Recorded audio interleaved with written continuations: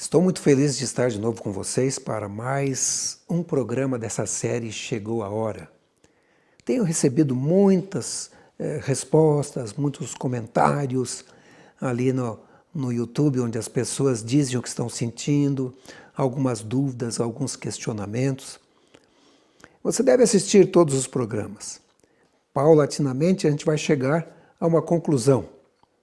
Claro que sempre vão ter aqueles que vão aceitar uma conclusão, alguns outras, mas como eu digo sempre, quando a gente coloca as profecias numa linha de tempo, a gente pode dizer com segurança que estamos vivendo nos últimos dias.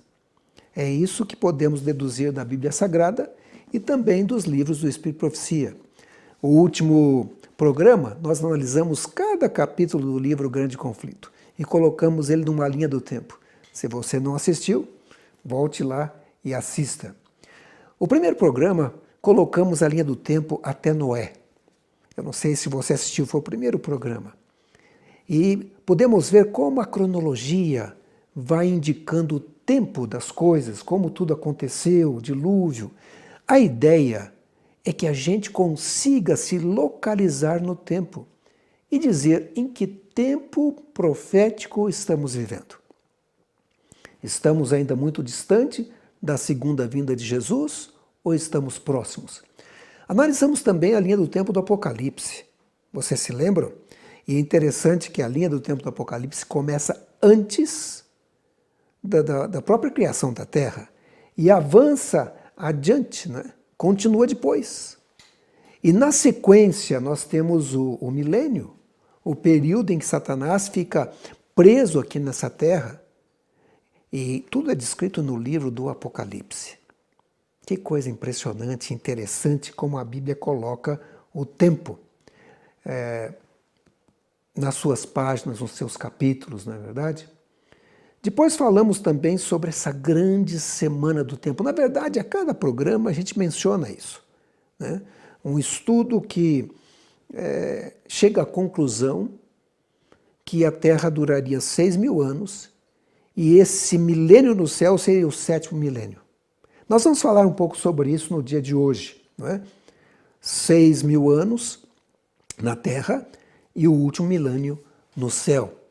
Esse é um pensamento. Estamos aqui vivendo no final do 6º milênio, em 2021.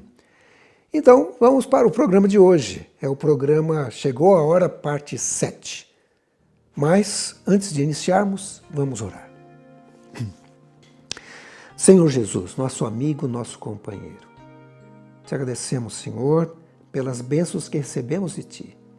E agora, ao estudarmos a Tua Palavra, que o Teu Santo Espírito nos ilumine, que possamos compreender o tempo em que estamos vivendo e por Tua graça e por Tua misericórdia, nos acharmos preparados para irmos contigo e vivermos no céu, onde passaremos 1000 anos no céu e depois voltaremos para a terra, onde o Senhor disse que vai criar novos céus e nova terra, e estaremos para sempre com o Senhor. Esteja conosco nesse momento, com as pessoas que nos assistem.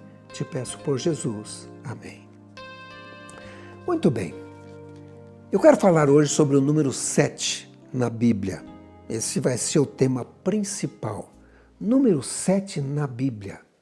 Vamos falar sobre o tempo do fim e também sobre o fim do tempo. São coisas um pouco diferentes, não é? Tempo do fim e o fim do tempo. O fim da linha de tempo, né? Não é a mesma coisa. Eu realmente acredito que estamos vivendo num tempo decisivo da história. E não sou somente eu. Vários pregadores têm pregado sobre isso, porque chegam à mesma conclusão. Eu creio que esse é o momento da história que Deus quer que nós compreendamos que estamos vivendo na iminência da segunda vinda de Jesus. Eu creio realmente nisso, né?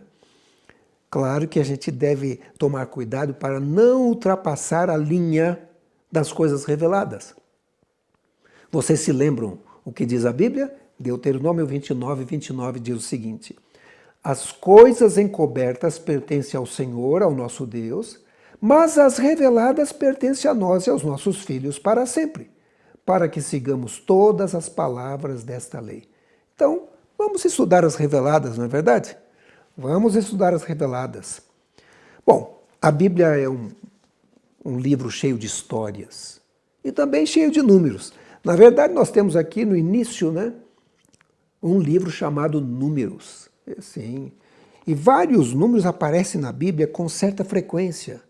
São histórias ou números que é uma espécie de figura de linguagem, que parece que Deus quer que a gente compreenda alguma coisa através desses números e através também dessas histórias. Atualmente, os computadores que temos, e tem computadores fantásticos, não é verdade? Hoje, computadores fazem tudo.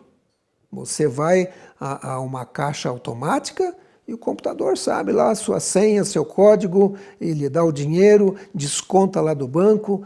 Coisa impressionante, né? Você que quer pesquisar alguma coisa, vai no computador aqui e descobre as coisas. E tem nos ajudado também o computador a descobrir algumas coisas na Bíblia, no Espírito de Profecia. Mas deixe-me dizer uma coisa, nada substitui o Espírito Santo e a oração. Esta é a chave para compreendermos as profecias da Bíblia. Na verdade, o apóstolo Tiago diz em seu livro, Tiago 1, verso 5, e se algum de vós tem falta de sabedoria, peça a Deus, que a todos dá liberalmente, e não lance em rosto, e ser-lhe-á dada. Portanto, peça sabedoria a Deus, e Deus vai conceder para você essa sabedoria, para compreender as profecias da Bíblia, para compreender o tempo em que estamos vivendo, né? Claro que Jesus deixou alguns sinais pelos quais podemos saber que sua vinda está próxima. Eu não estou falando do dia ou a hora, mas a proximidade da sua vinda. Jesus mesmo disse lá em Mateus capítulo 24, verso 33, igualmente, quando virdes todas essas coisas, sabeis que ele está próximo às portas. Na verdade, o livro de Mateus, no capítulo 24, Jesus enumera uma série de profecias. E nós temos visto essas profecias se cumprindo ao longo do tempo e algumas se cumprindo nos nossos dias, né? Eu acredito que ele quer que saibamos a proximidade da sua vinda. Ele apresentou os sinais no sol, sinais na lua, nas estrelas, na terra contenda entre as nações, sinais no alto, sinais na humanidade, sinais na natureza. E esses sinais iriam se intensificar quando a sua vinda estivesse próxima. A gente tem visto, por exemplo, o aumento das tempestades, o aumento dos terremotos, o aumento dos vulcões. Ou seja, é como dores de parto, as coisas vão aumentando, as contrações vão se tornando mais próximas uma da outra. Os sinais estão fazendo isso. E sabe o que Jesus disse? Lá em Lucas 21, 28? Ora, quando essas coisas começarem a acontecer, olhai para cima e levantai as vossas cabeças, porque a vossa redenção está próxima. Então, esse é o momento de olhar para cima, se alegrar, porque esses sinais estão se cumprindo exatamente neste tempo em que estamos vivendo. E eu percebo que Jesus quer que a gente saiba, porque ele deixou em Lucas 21, 29 a 31 o seguinte, e disse-lhes uma parábola, olhai para a figueira e para todas as árvores, quando já têm rebentado, vós sabeis por vós mesmos, vendo-as que perto está já o verão. Assim também vós, quando virdes acontecer essas coisas, sabeis que o reino de Deus está perto. E é por isso que a gente sabe que estamos vivendo nos últimos dias. Porque esses sinais descritos aqui na Bíblia Sagrada, em Mateus 24, em Lucas 21 e outras partes da Bíblia, no Apocalipse, você percebe que estamos vivendo nos últimos dias. Jesus está voltando, né? E eu me lembro especialmente de uma profecia que aparece no livro de Daniel, capítulo 12, verso 4, onde o anjo diz, e tu, Daniel, encerra essas palavras e sela este livro.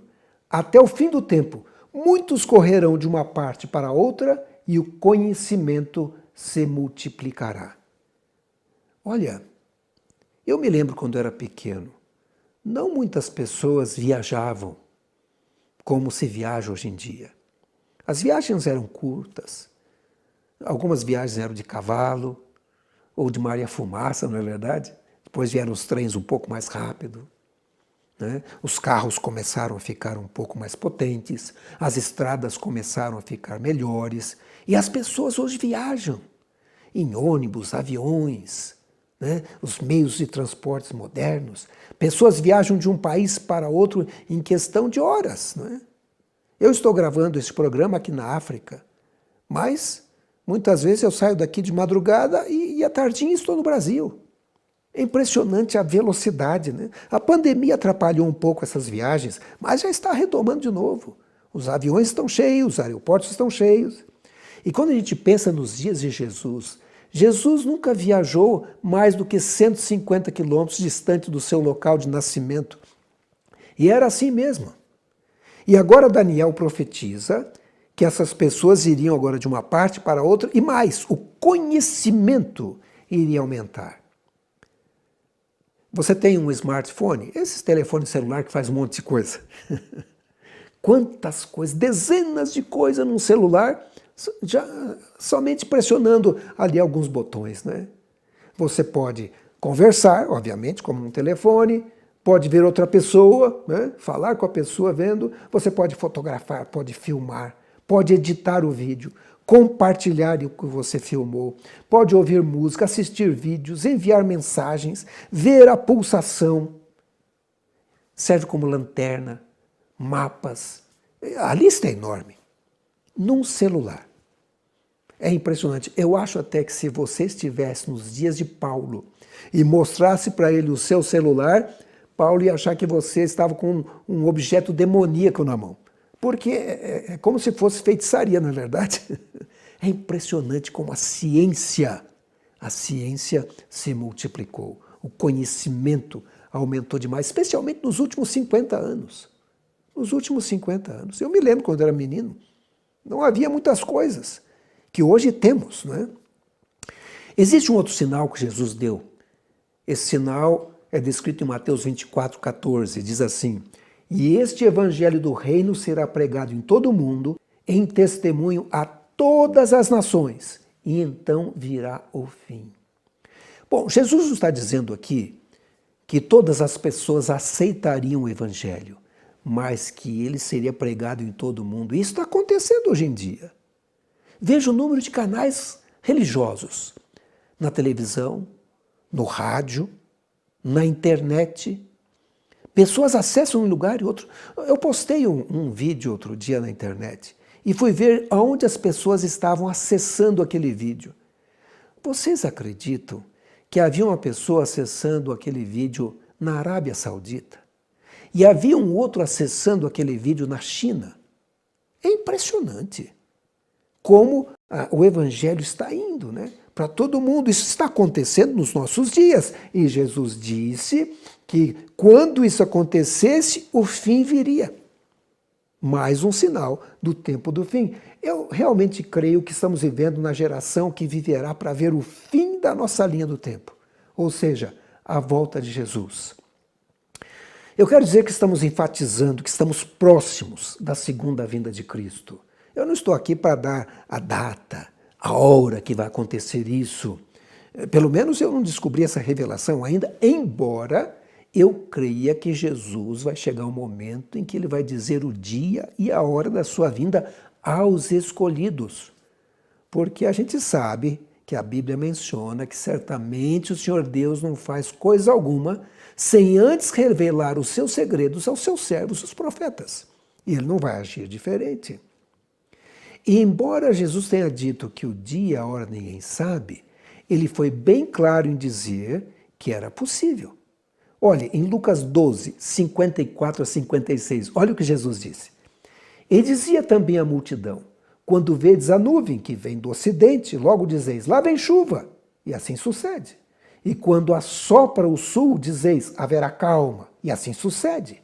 Hipócritas, sabeis discernir a face da terra e do céu, como não sabeis então discernir esse tempo? Jesus está dizendo aqui que a gente sabe discernir se vai chover ou não vai chover, se vai mudar o tempo. Como é que a gente não pode saber que está próxima a vinda de Jesus. É possível, é isso que ele quer dizer. Deixe-me falar sobre o tema de hoje. O tema de hoje eu falei que era o número 7. E eu fui na internet e perguntei, quantas vezes há o número 7 em toda a Bíblia? E hoje tem resposta para tudo, né? Eu não saí contando aqui na Bíblia. E a resposta que eu encontrei é que foram encontrados cerca de 375 versículos onde aparece o número 7. E parece que João, o evangelista, que escreveu o Apocalipse, é o que mais usa o número 7. É impressionante. Olhe como ele usa o número 7 em um verso, só um verso. Apocalipse 1, verso 20.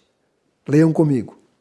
O mistério das 7 estrelas que viste na minha destra e dos 7 castiçais de ouro. As 7 estrelas são os anjos das 7 igrejas e os 7 castiçais que viste são as 7 igrejas. Percebe que só nesse verso nós temos 1, 2, 3, 4, 5, 6 repetições do número 7. O que será que significa isso? E nós estamos falando justamente dessa sequência de 7.000 anos, 6.000 anos na Terra, mais 1 milênio no céu. Esse é um pensamento que temos. E estamos vivendo aqui em 2021.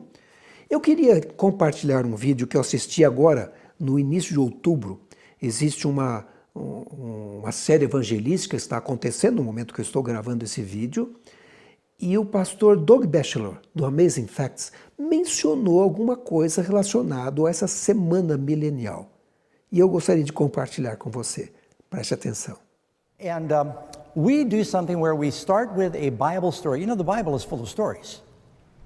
But all of the stories in the Bible are really, they're allegories, they're metaphors also of salvation. It's like when Abraham took his son up on the mountain to offer him as a sacrifice.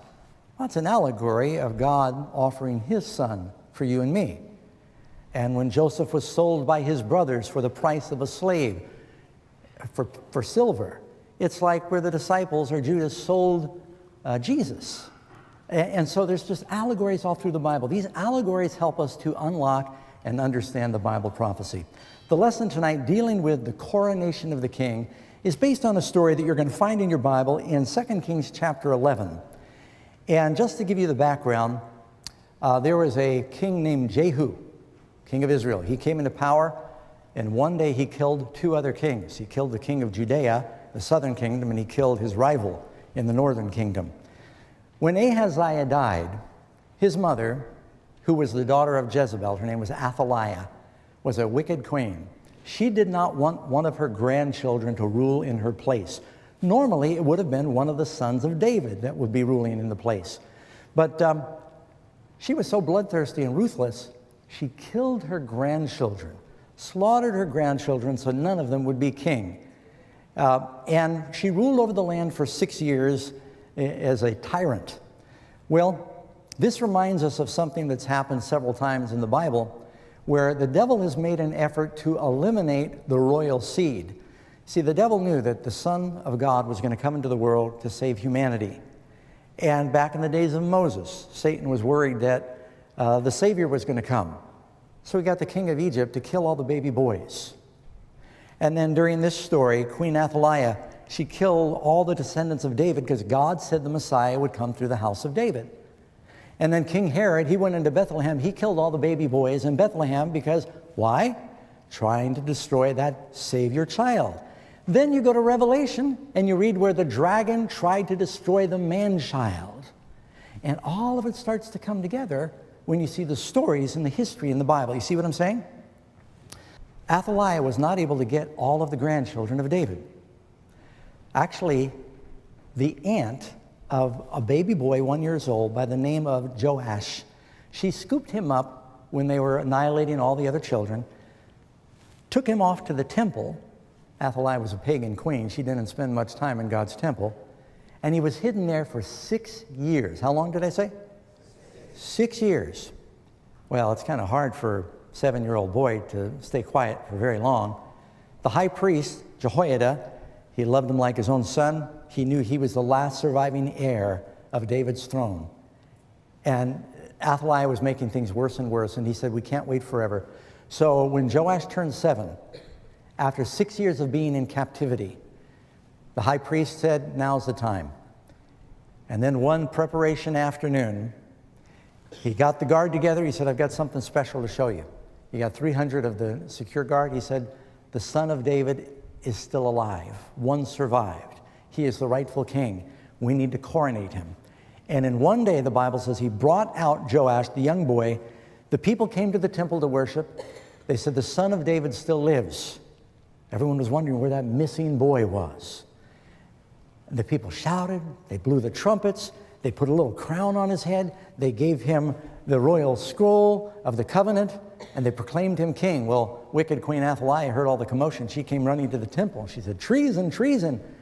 And the high priest said, take her out and kill her and all that follow her. And in one day, the son of David came out of the temple. They blew the trumpets. The people rejoiced. He received the kingdom, and all the enemies were slain. That is an allegory for what is coming, friends. Jesus is our Savior. He's our high priest. He's by the throne of God in the heavenly temple. He's going to come out of that temple, and he's going to rescue his people. Now, there's something that you find in the Bible. It's a lot of scholars have looked at this. They call it the millennial week.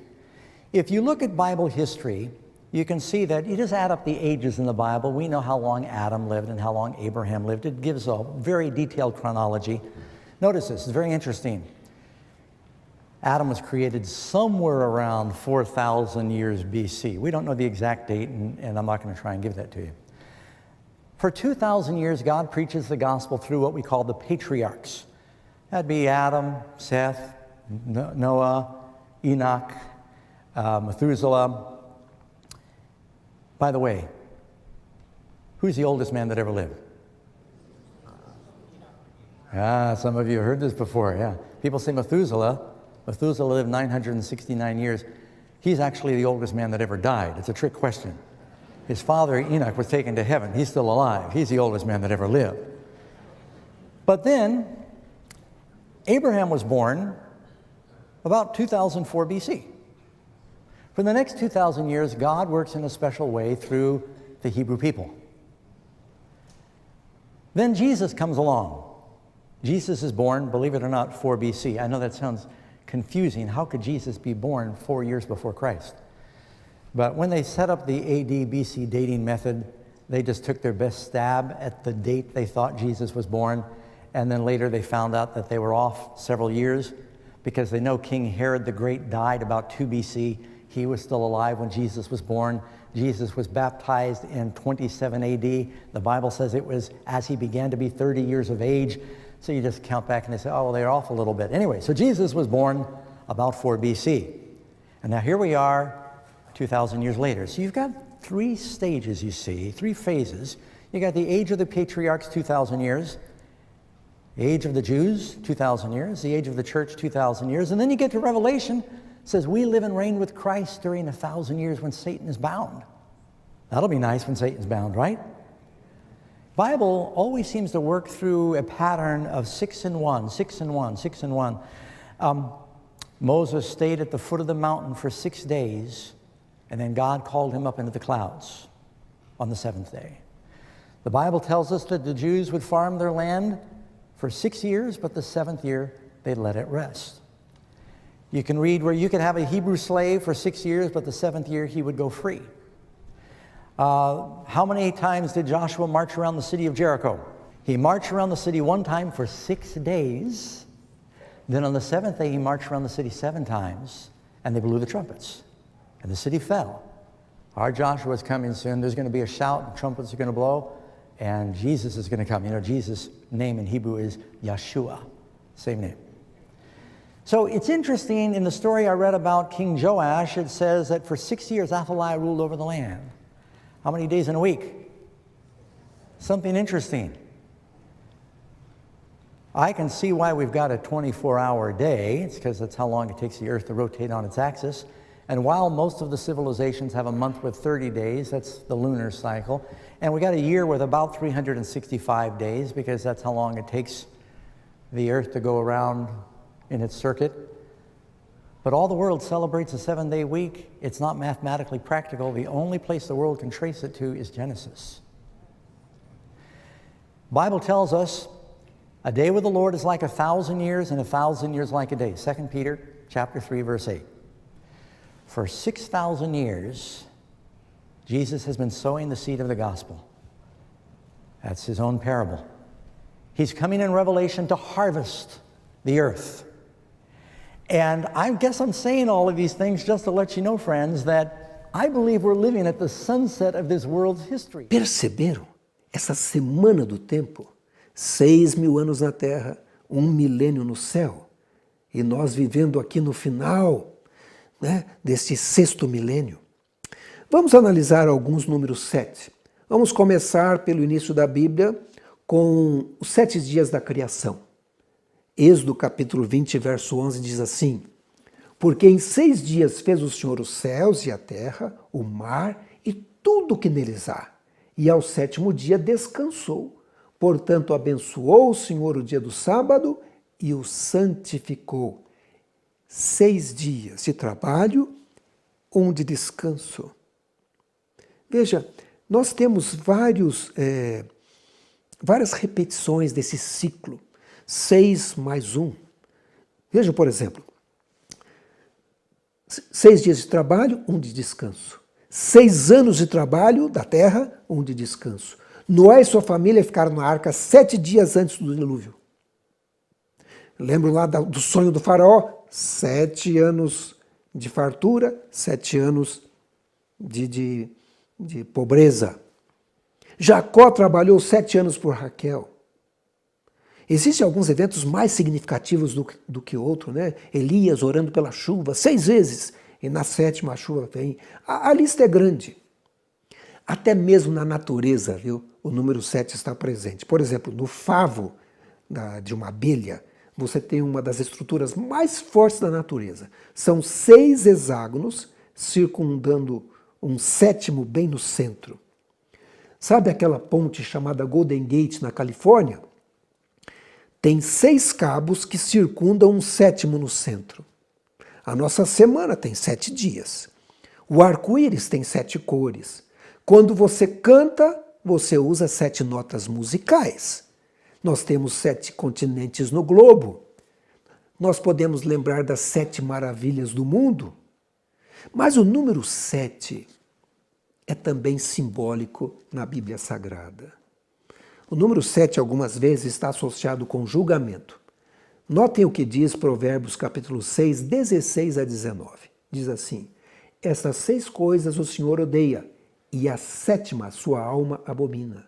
Olhos altivos, língua mentirosa, mãos que derramam sangue inocente, o coração que maquina pensamentos perversos, pés que se apressam a correr para o mal, a testemunha falsa que profere mentiras e o que semeia contendas entre os irmãos. Talvez você já ouviu até falar sobre os 7 pecados capitais. Você também pode ler em Levítico 26, verso 18. E se ainda com estas coisas não me ouvirdes, então eu prosseguirei e castigar-vos-ei 7 vezes mais por causa dos vossos pecados. Levítico 26, 21. E se andares contrariamente para comigo e não me quiserdes ouvir, trar-vos-ei pragas 7 vezes mais, conforme os vossos pecados.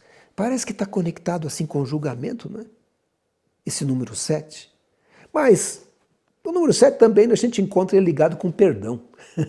Então não é só julgamento. Pedro uma vez perguntou para Jesus, está lá em Mateus capítulo, verso 18. Ele perguntou, quantas vezes eu devo perdoar? E aí ele disse, talvez 7. E Jesus disse, não 7, mas 70 vezes 7. E eu imagino que Jesus estava pensando no tempo em que ele deu para os judeus, de 490 anos, 70 semanas. Lá em Daniel capítulo 9. 7 vezes 7, 49, não é? 70 vezes 7, 490. 490 anos foram dados ao povo judeu, que terminou no ano 34, quando eles rejeitaram realmente a Deus como povo. Né? A Bíblia fala também de Maria Madalena. Jesus apareceu primeiro para ela e diz que Jesus tinha expulsado dela 7 demônios. e ela foi perdoada. A Bíblia fala de perdão também quando o sacerdote entrava no santuário e ele tomava o sangue e aspergia 7 vezes aquele sangue ali para fazer propiciação pelo pecado do povo. Você se lembra da história de Naamã? Quando o profeta disse para ele, você vai lá no Rio Jordão e mergulha 7 vezes. Ele não queria ir. Mas mergulhou a primeira vez, nada. A lepra estava lá. 2 vezes, 3 vezes, 4 vezes, 5 vezes, 6 vezes, nada. Quando ele mergulhou a 7ª, saiu limpo, perfeito, transformado. Puxa vida! Será que teremos 6 anos com esse corpo carcomido, ou 6.000 anos com esse corpo carcomido pelo pecado e 1 milênio com o corpo transformado no céu? Será que Deus também não quer dizer isso quando conta essa história? Na 7ª vez ele ficou limpo. Miriam, ela ficou leprosa porque Deus a castigou e ela teve que ficar 7 dias fora. Quando voltou, foi curada. Sabe, a gente pode ver esse número 7 aparecendo como um ciclo de tempo que fala de julgamento e também de juízo. Você vai encontrar, por exemplo, um lugar que fala sobre um homem justo que pode cair 7 vezes, mas vai se levantar novamente. E a Bíblia diz o seguinte, em 2 Pedro 3, verso 8, mas amados, não ignoreis uma coisa, que um dia para o Senhor é como 1000 anos, e 1000 anos como um dia. Se você vive para sempre, 1000 anos é um dia. Passa rapidamente, não é verdade? Talvez Pedro estivesse pensando aqui no Salmo 90, verso 4, onde diz o seguinte, porque 1000 anos são aos teus olhos como o dia de ontem que passou, e como a vigília da noite. E é baseado nesse texto, e também no início, na criação, é que existe esse pensamento da semana milenial. 6.000 anos na Terra e 1 milênio no céu. Essa palavra milênio é usada ali em Apocalipse 20, onde a gente tem a descrição do milênio que vai acontecer, quando começa, quando termina. Nós já vimos esse estudo aqui quando vimos o Apocalipse. E quando você toma a Bíblia, especialmente no capítulo 5 de Gênesis, você vai encontrar uma cronologia. E é claro, no livro de Mateus também, você tem ali a cronologia de Jesus, em Lucas, E algumas dessas cronologias você encontra inclusive o tempo que essas pessoas viveram.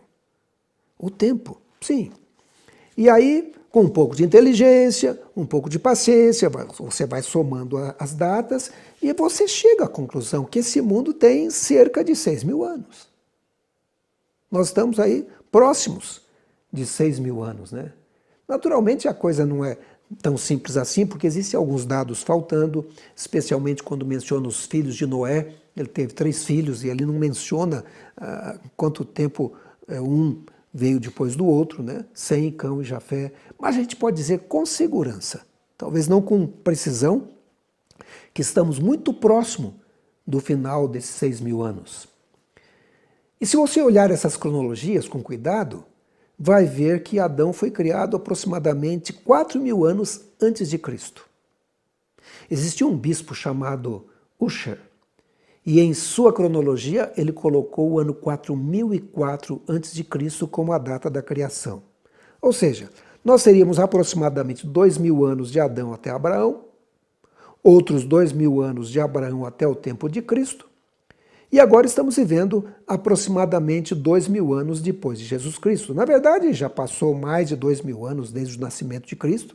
Estamos aqui entre o nascimento, ou 2.000 anos do nascimento, e 2.000 anos da crucifixão de Jesus Cristo. Estamos nesse período aqui, no meio, Já passamos dos 2.000 anos do nascimento, mas ainda não passamos da época em que ele iniciou o seu ministério e nem da sua morte. Muitas pessoas esperaram o fim do mundo no ano 2000. Estavam assim, pensando, saíam notícias e especulações, Outros esperaram o fim do mundo em 2012, até fizeram um filme a respeito, por causa do calendário maia, aquele negócio todo, O fim do mundo em 2012. Mas, na verdade, a Bíblia diz que Jesus pode voltar mais cedo do que você imagina. Mateus 24, 22 diz o seguinte: e se aqueles dias não fossem abreviados, nenhuma carne se salvaria, mas por causa dos escolhidos serão abreviados aqueles dias. Será que Jesus vai abreviar um pouquinho esse tempo da sua vida? O tempo que ele preparou no seu plano de salvação? Porque ele tem um plano, ele tem uma data. Eu posso não saber a data, mas a data existe, não é? Será que ele vai abreviar? Ou será que ele vai retardar? Porque também tem uma promessa em 2 Pedro 3, verso 9, onde diz assim: o Senhor não retarda a sua promessa, ainda que alguns tenham por tardia, mas é longânimo para conosco, não querendo que alguns se percam, senão que todos venham a arrepender-se. Eu sempre digo que o mais importante não é saber a data, é estar preparado na data.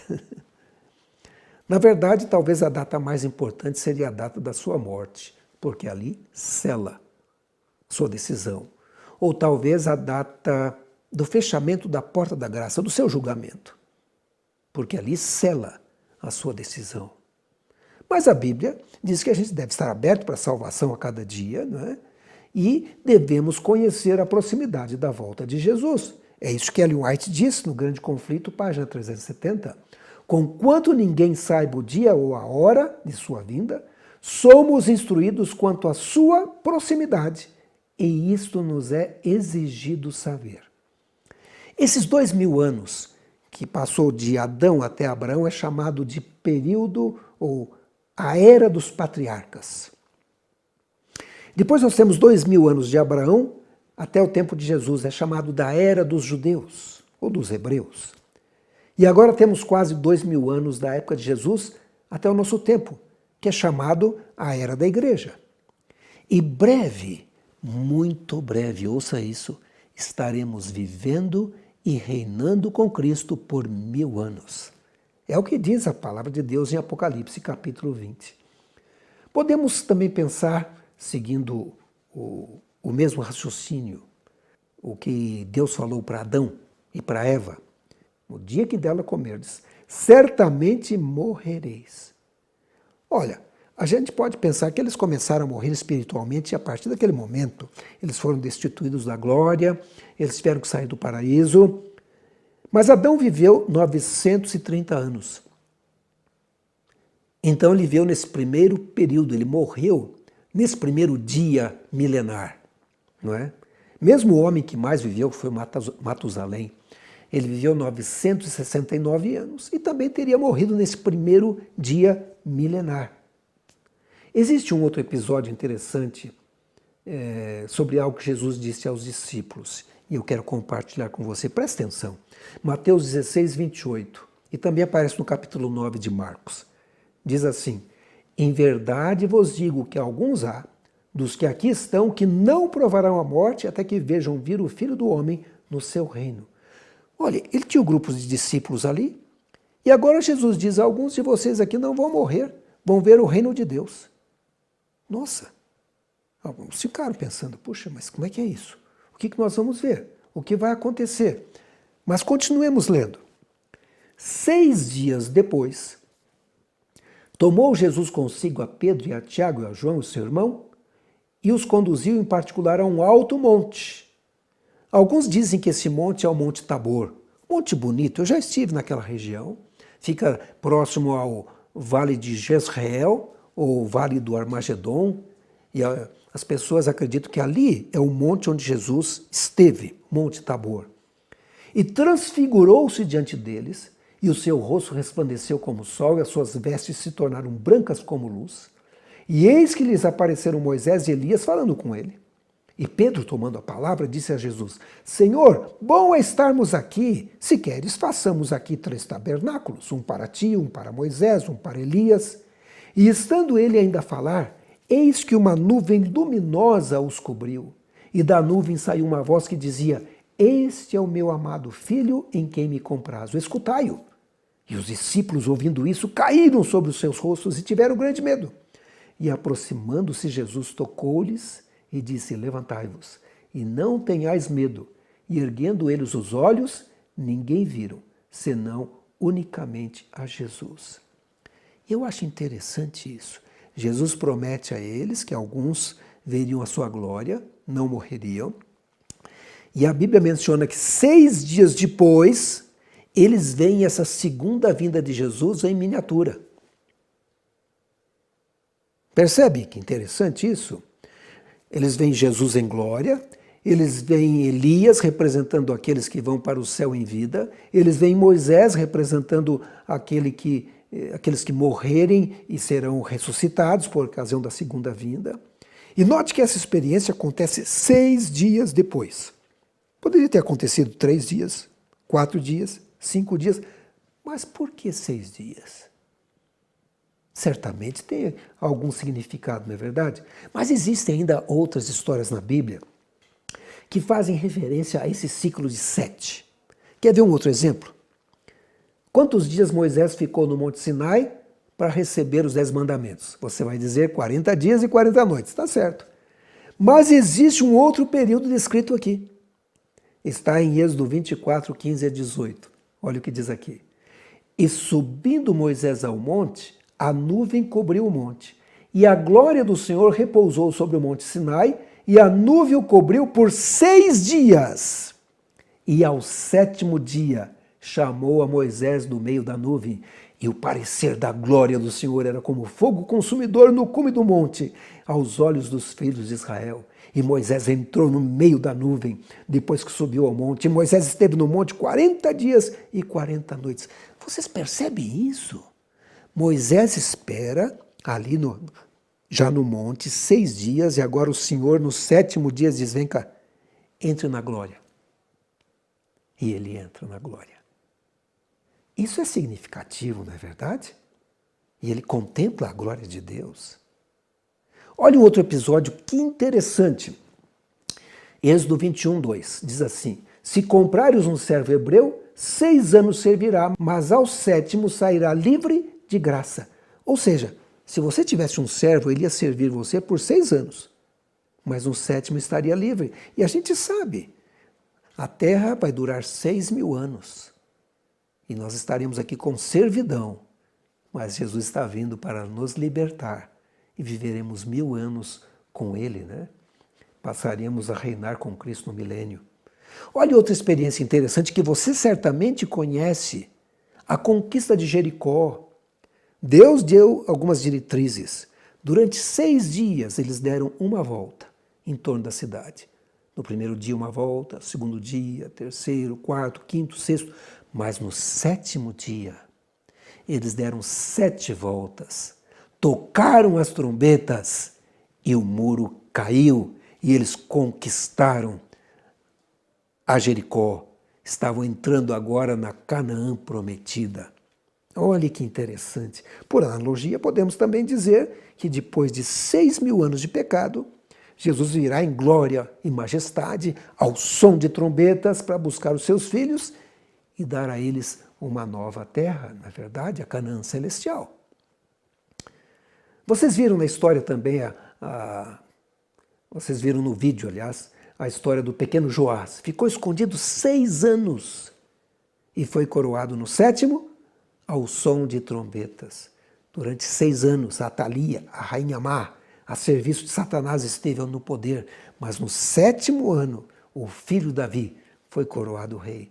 O mesmo vai ocorrer depois de 6.000 anos, em que Satanás vai estar promovendo destruição e engano. No final do 6º milênio, Jesus, o filho de Davi, vai vir nas nuvens do céu para reinar novamente. Olha um outro exemplo interessante, Êxodo 23, 10 e 11. Deus ainda deu ao seu povo uma lei sobre lavoura, ligada ao sábado. O que diz lá? Também 6 anos semearás a tua terra e recolherás o seu fruto. Mas ao 7º a dispensarás e deixarás descansar para que possam comer os pobres do teu povo e da sobra como os animais do campo. Assim farás com a tua vinda, com o teu olival. 6 anos você planta, você usa a terra, o 7º ano você deixa lá. Ou seja, 6.000 anos vai ser usada essa terra e 1 milênio ela vai ficar desolada e vazia. Um outro exemplo, um outro episódio interessante está em Jeremias, né? Jeremias 25, 11 e 12 diz assim, e toda essa terra virá a ser um deserto e um espanto, e estas nações servirão ao rei de Babilônia 70 anos. Acontecerá, porém, que quando se cumprirem os 70 anos, visitarei o rei da Babilônia e essa nação, diz o Senhor, castigando a sua iniquidade e a da terra dos caldeus. Farei deles ruínas perpétuas. E o próprio Daniel, quando leu essa profecia, ele entendeu, ele disse assim, no primeiro ano do seu reinado, eu, Daniel, entendi pelos livros que o número dos anos que falara o Senhor ao profeta Jeremias, em que haviam de cumprir-se as desolações de Jerusalém, era 70 anos. E 2 Crônicas 26, verso 21, diz, para que se cumprisse a palavra do Senhor pela boca de Jeremias, até que a terra se agradasse dos seus sábados. Todos os dias da assolação repousou, até que os 70 anos se cumpriram. E essa terra também vai gozar o seu sábado no milênio, no 7º milênio, não é? Enquanto os salvos estiverem no céu reinando com Cristo. Nós temos mais um modelo do que estamos falando aqui. Notem o que o livro de Judas fala de Enoque. Sim, Enoque. Diz assim, Judas 1, 14 e 15. E destes profetizou também Enoque, o 7º depois de Adão, dizendo, eis que é vindo o Senhor com milhares dos seus anjos, para fazer juízo contra todos e condenar dentre eles todos os ímpios, por todas as suas obras de impiedade que impiamente cometeram e por todas as duras palavras que os ímpios pecadores disseram contra ele. Enoque é o 7º desde Adão. 7º.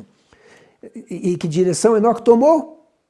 Note que interessante, quando você vai na Bíblia e olha as genealogias no capítulo 5, está lá, esse é o registro da descendência de Adão.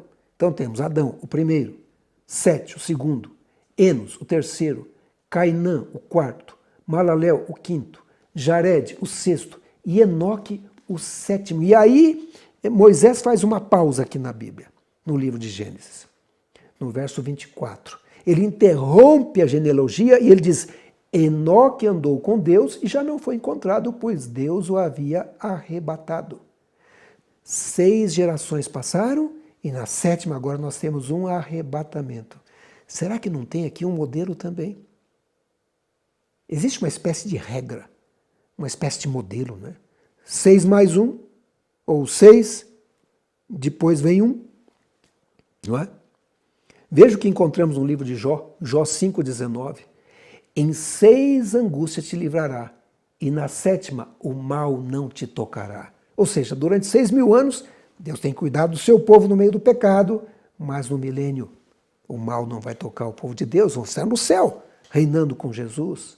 Eu poderia falar também de Jacó, que trabalhou 7 anos por Raquel, e depois veio o casamento, no livro do Apocalipse, no capítulo 21, também apresenta a Nova Jerusalém como uma noiva ataviada ao seu marido e fala das bodas do cordeiro, né?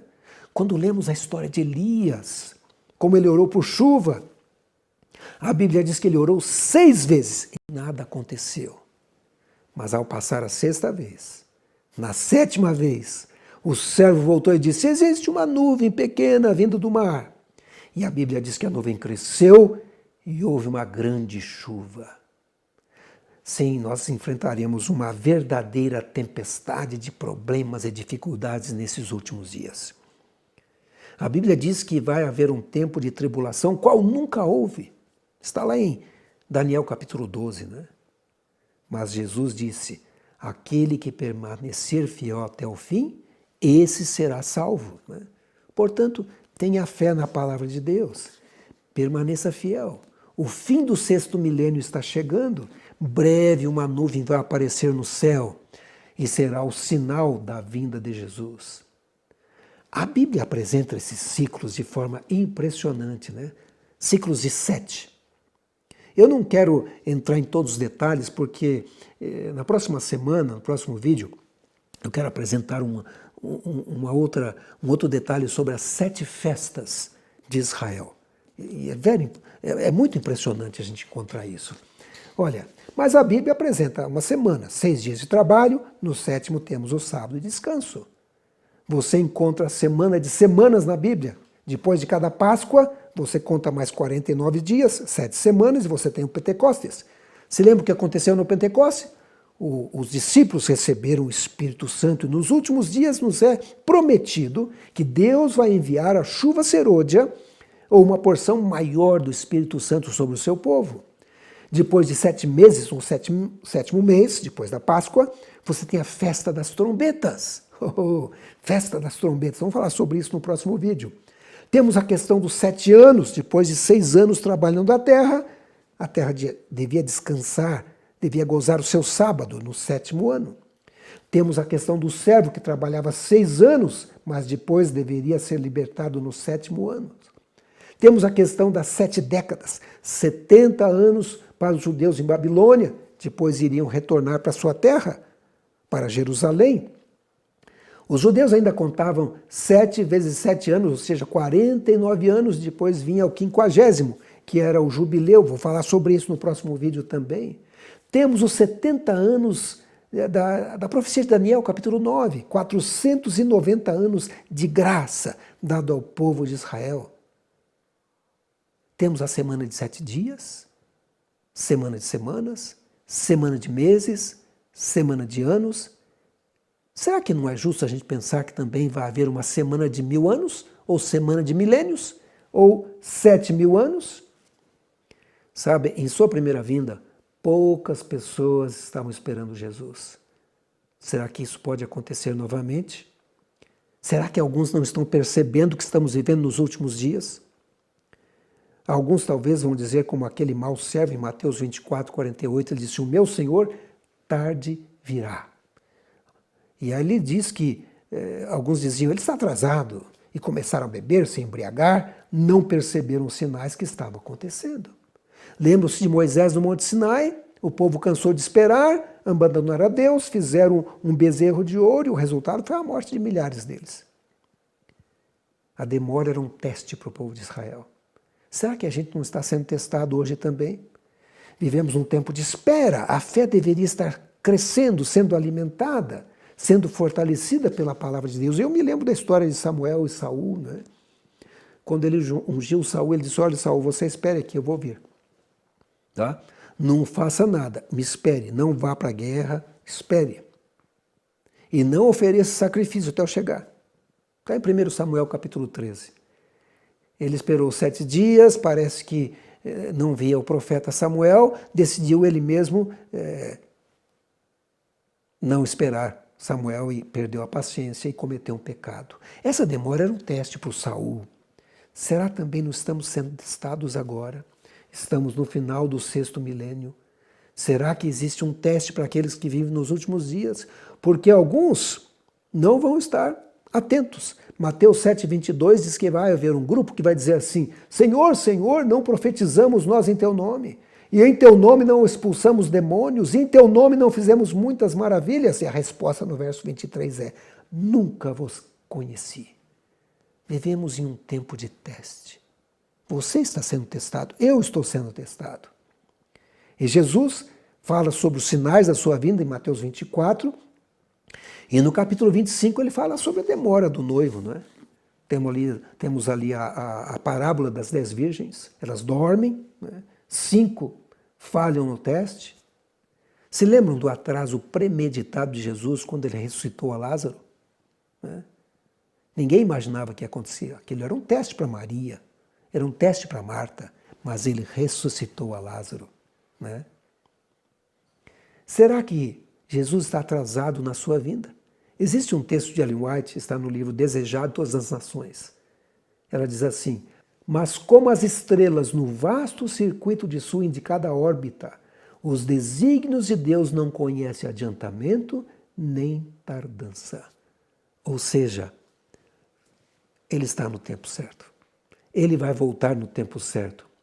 E se você achar que está demorando, leia Abacuque 2, verso 3, onde diz o seguinte: porque a visão é ainda para o tempo determinado, mas se apressa para o fim, e não enganará. Se tardar, espera-o, porque certamente virá e não tardará.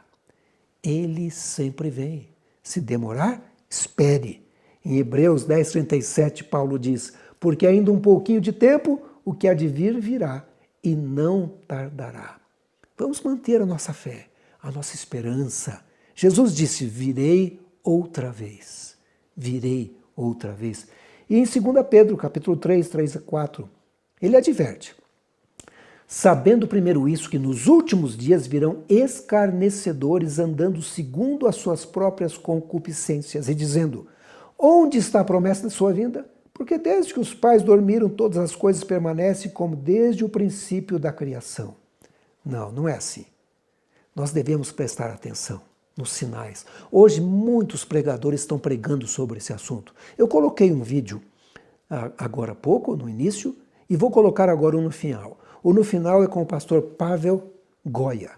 O pastor Pavel Goia é um romeno. Ele escreveu um livro. Esse livro existe à venda na Casa Publicadora, onde é contada a sua experiência, a sua história. Ele trabalha também na Conferência Geral dos Adventistas do Sétimo Dia. Preste atenção num sermão que ele fez. 7 cycle. God created 7 days in the week. 6 days we are supposed to work, and the 7th day to rest. And the earth should have been worked 6 years, and the 7th, what should have happened to the garden? Leave it alone. Don't plant, don't till, don't harvest. Eat what comes naturally so the earth would recover and be healthy. You follow me? In Norway, they would divide the garden in 7 segments, and you would work 2, 3, 4, 5, 6, 7, and leave 1 alone. And the next year, you would work 3, 4, 5, 6, 7, 1, and leave 2 alone. And next year, and you take turns, that each segment of the 7 would rest 1 year and get its Sabbath. And the gardens were healthy, and the vegetables were exaggerated big, and we used 0 fertilizer, 0 spraying. It was all healthy. You follow me? We didn't do that. And it was supposed 6 years slaves would work, and 7th year they were freed. And the spirit of prophecy and the Bible talk about something very important. Listen carefully, folks. The earth is going to work 6,000 years, and the 1,000 year will be in heaven, and the earth is going to keep its Sabbath, that we didn't let the earth rest. You follow me? You read it in Revelation, you read it in the spirit of prophecy. How many of you remember this, what I mentioned right now? 6,000 years here, 1,000 year earth would rest and we will be in heaven. Well, Ellen White talks about that, and she says 2,000 years to the flood, listen carefully. 2,000 years to the cross, some people say 2,000 years to the birth. It was to the cross. But I'm not going to stop there. And 2,000 years to second coming, more or less. You know what that means? Jesus is coming soon. Folks, he's coming. He is coming. He is coming. This generation is not going to be another 100 years. He's coming in our lifetime. We will see him. It just depends if we rejoice or run. That's the point. It's not, Jesus is coming. We need to get ready. Folks, you want to be, that's the reason you are here. You want to go to heaven. We need to drop everything else. Not saying drop your job. I'm saying make God priority. You follow me? So, Jesus is coming. By the way, do not go around and give dates. The Bible is pretty plain about that. Nobody knows the hour and the day. Don't go around, oh, the pastor said from the cross, you add 2,000 years, Jesus is going to come in 2030. Don't do that. He may come in 5 years or he may come in 10, I don't know. But my point is, you see the signs and you know he's coming. You follow me? Get ready. If you die tonight, that's it for you. He came for you. You follow me? Get ready. Impressionante, né? Prepare-se. Jesus está voltando. E a Bíblia termina com um apelo. Diz assim, ora vem, Senhor Jesus. Isso deveria estar na nossa mente. E eu gostaria de terminar lendo Romanos capítulo 13, verso 11. A Bíblia diz o seguinte, aqui em Romanos. E isto digo, conhecendo o tempo, que já é hora de despertarmos do sono, porque a nossa salvação está agora mais perto de nós do que quando aceitamos a fé. Eu acredito que estamos vivendo no período mais importante da história desse planeta. Os sinais são abundantes. A gente consegue ver o cumprimento desses ciclos proféticos. O relógio está contando. O tempo está se esvaindo. e Jesus estará voltando em breve. Não temos muito tempo mais. Estamos chegando ao final da linha do tempo da Bíblia. E Jesus está vindo para buscar os seus escolhidos. Ele vem buscar-nos e vai nos levar para o lugar que Ele preparou. Quer nos dar a vida eterna, um corpo glorificado. Você tem um encontro marcado com Jesus no final desse 6º milênio de pecado. E aí nós estaremos com o Senhor por 1000 anos, um período de férias no céu. Vamos orar? Senhor Jesus, eu gostaria de orar por essa pessoa que está ouvindo esse programa neste momento. Nos ajude a estarmos preparados na Tua vinda. Estamos vivendo no final desse período, desse ciclo milenar. Breve vai se iniciar o 7º milênio no céu. Estamos esperando Tua vinda para breve. Não nos deixe desanimar. Continue colocando em nossa vida fé, esperança, convicção na Palavra de Deus. Que o Teu Santo Espírito nos ilumine e esteja ao nosso lado. Dirige a nossa vida a cada dia, a cada momento. Colocamos as nossas vidas em Tuas mãos. Abençoe essa pessoa que está assistindo. Ajude-o neste momento a tomar uma decisão firme de estar preparado para a sua breve vinda. Eu te peço em nome de Jesus. Amém. Que Deus abençoe vocês. Estamos terminando o programa hoje, mas não perca o nosso próximo vídeo. E se você não assistiu os anteriores, assista. Temos mensagens importantes nos 6 vídeos anteriores. A propósito, esse é o 7º vídeo, quando falamos do número 7. Que Deus abençoe vocês.